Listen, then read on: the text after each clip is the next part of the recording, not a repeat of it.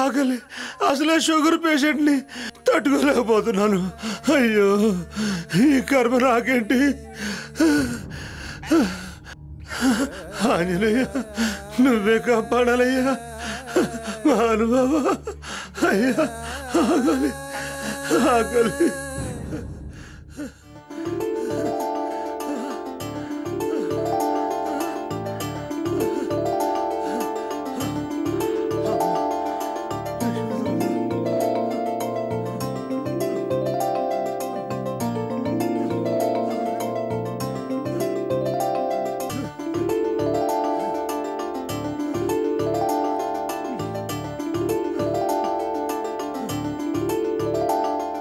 భోజనానికి ఎంత తీసుకుంటారు బాబు?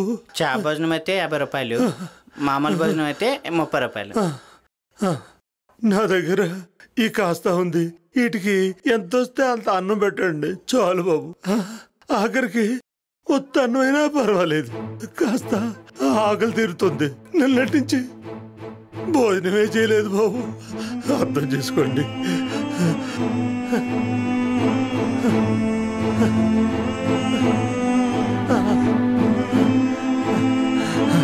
చాలు బాబు చాలు.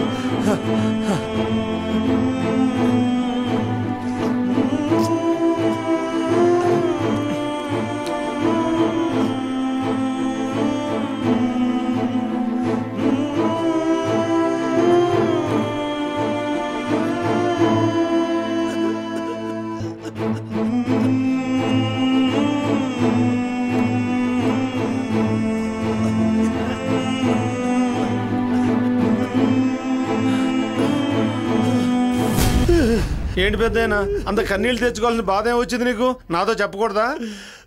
నా గత జీవితం గుర్తుకొచ్చి కన్నీళ్ళు వచ్చాయి. నాకు 3 పిల్లలు, 2 అబ్బాయిలు, 1 ఆడపిల్ల. వాళ్ళందరూ మంచి ఉద్యోగాల్లో బాగా స్థిరపడ్డారు. నేను కూడబెట్టిన ప్రతి పైసా వాళ్ళ అభివృద్ధి కోసమే ఖర్చు పెట్టాను. నేను వాళ్ళ కోసం నా యవ్వనాన్ని 20 సంవత్సరాల సంసార జీవితాన్ని కోల్పోయి ప్రవాస జీవితాన్ని గడిపాను. నేను అన్నిటికంటే ముఖ్యమైన నా వెన్నెముకలాంటి భార్య నన్ను ఒంటరివాణ్ణి చేసి వెళ్ళిపోయింది. ఆస్తి పప్పుగా లైన్ కాడి నుంచి నా కొడుకులు, కోడళ్ళు, కూతుళ్ళు నన్ను దూరం పెట్టేశారయ్యా. వాళ్ళకి నేను భారమయ్యానేమో. మరి ఎంత ఒదిగి ఉన్నా నన్ను దూరం పెడుతూనే ఉన్నారు. నేను వద్దునే కదా, కనీసం నా వయసుకైనా గౌరవం ఇవ్వచ్చు కదా, అది లేదు. వాళ్ళందరూ తిన్న తర్వాతే మిగిలింది నాకు పెట్టేవారు. అయినా తిట్లు, శాపనార్థాలు తప్పేవి కాదు. భోజనం నా కన్నీళ్ళతో తడిసి ఉప్పగా మారేది. మా మనవలు మనవరాళ్ళు కూడా నాతో మాట్లాడేవాళ్ళు కాదు. వాళ్ళ అమ్మ నాన్న చూస్తే తిడతారనే భయంతో ఎప్పుడు చూసినా ఒకటే సతాయింపు, ఎక్కడికైనా దూరంగా పోయి బతకొచ్చు కదా అని. పగలనగా రాత్రనగా చెమటోడ్చి కష్టపడి కంటి నిండా నిద్రపోకుండా కడుపు మార్చుకుని ఆమె నేను ఎంతో కష్టపడి కూడబెట్టిన డబ్బుతో ఒక్కొక్కటికి పేర్చి కట్టిన ఇల్లది. ఆమె జ్ఞాపకాలు చివరి క్షణాలలో ఆవిడ తుదిశ్వాస విడిచిన ఆ ఇల్లుని విడిచిపెట్టి రావడానికి నా మనసు అంగీకరించడం లేదు. అడుగు ముందుకు వేయలేకపోయాను. నేను కోడలి బంగారం దొంగిలించానని నెపంతో నన్ను దొంగ అని ముద్ర వేశారు. ఇంకా అక్కడే ఉంటే అదే జరగచ్చు. తండ్రి పైనే చేసుకుంటేనే అపనింద నా కొడుకు రాకూడదని నేనే బయటకు వచ్చేసాను. బాబు, నీ తల్లిదండ్రులు జాగ్రత్తగా చూసుకునైనా నాలాంటి పరిస్థితి, దుస్థితి ఏ తల్లిదండ్రులకి రాకూడదని కోరుకుంటున్నాను.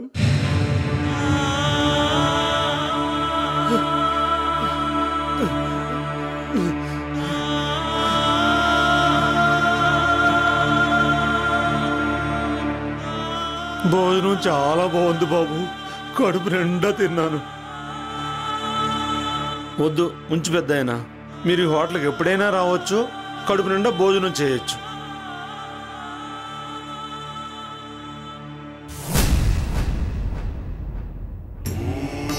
అందుకే అంటారు ప్రతి పచ్చనాకు ఏదో ఒక రోజు పండుటాకు అవుతుందని, పండుటాకు లాంటి ఆ పెద్దలను పువ్వుల్లో పెట్టి చూసుకోవాలని, లేకుంటే మనకు అటువంటి ఒక రోజు వస్తుందని ఎవరూ గ్రహించడం లేదు.